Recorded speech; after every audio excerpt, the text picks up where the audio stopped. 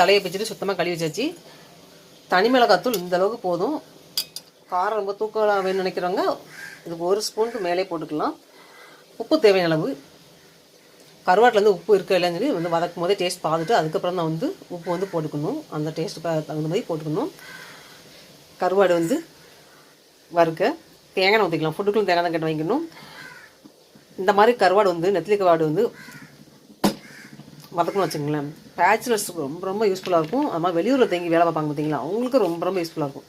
எனக்கு வேறு எதுவுமே போட கிடையாது. கருவாடு தான் ஒன்லி. தனி மிளகாத்தூள் மட்டும் போதும். உப்பு அவ்வளோதான். ரொம்ப ஈஸியான மெத்தட்.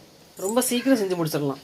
இந்த கருவாடு வந்து நம்ம அந்த கழுவுற ஒரு பக்குவம் இருக்குது. ரொம்ப நேரம் ஊற விடக்கூடாது. அதே மாதிரி ரொம்ப வந்து உடனே பிச்சு உடனே கழுவி போடக்கூடாது. ஏன்னா வந்து நெத்திலி கருவாடு வந்து கொஞ்சம் ரொம்ப ஹார்டாக இருக்கும். அதனால் வந்து அந்த மாதிரி தான் செய்யணும்.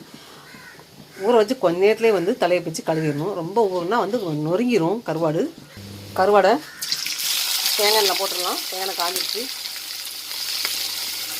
தேங்காய் சூடாகாமல் போட்டோன்னா கருவாடு ஒட்டிக்கிட்டு பிஞ்சு பிஞ்சு வரும்.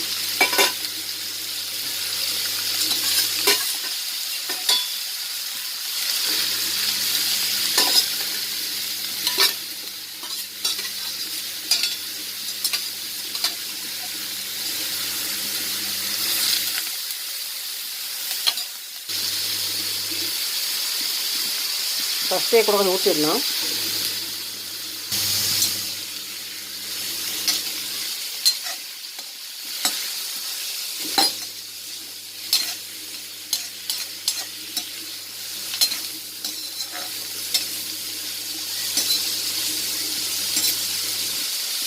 ஃபஸ்ட்டு அடுப்பு வந்து கொஞ்சம் அதிகமாக வச்சுட்டு அதுக்கு நெக்ஸ்ட் வந்து கொஞ்சம் குறைச்சிக்கலாம், ஸ்லோ வச்சுக்கலாம். கருவாட்டிலே வந்து நிறையா முறையில் பொரிக்கலாம். வெங்காயம் பச்சை மிளகா போட்டு பொரிக்கலாம். நல்லா வந்து ஒரு பிரட்டல் மாதிரி வைக்கலாம். வெங்காயம் தக்காளிலாம் போட்டு வதக்கி வச்சு அப்படியே வைக்கலாம். இன்றைக்கி நான் வந்து சாதாரணமாக தான் வதக்கிட்டு இருக்கேன். ஹாஸ்டல் தங்கி படிக்கிறவங்க, வெளியூர் வந்து வீடு போய் தங்கியிருக்கவங்க, இந்த மாதிரி உள்ளவங்களுக்காக நான் இன்றைக்கி செஞ்சு காட்டுறேன் இந்த வீடியோ.